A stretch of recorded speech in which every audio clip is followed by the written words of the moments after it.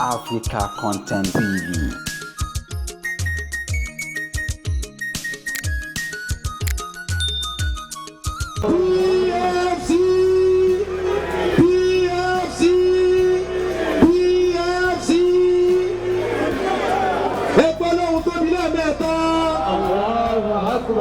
Allahu Akbar, Allahu Akbar. Kọ́kọ́rọ́ mọ́tò rẹ̀.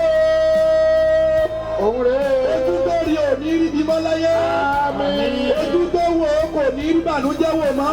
Àmín. Ọlọ́lá haúlà. Wàlá quwwata illa billahi aliyyil azim.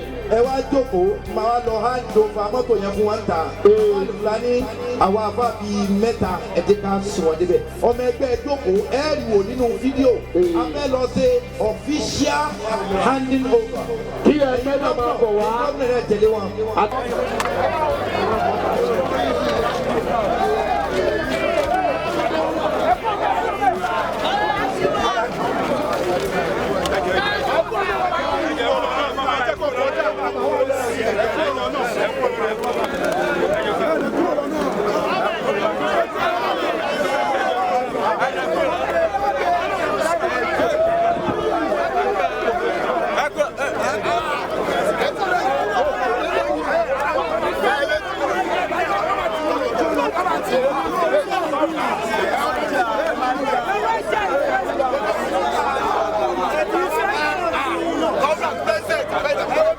Tí àwa náà ni wọ́n máa tẹ̀lé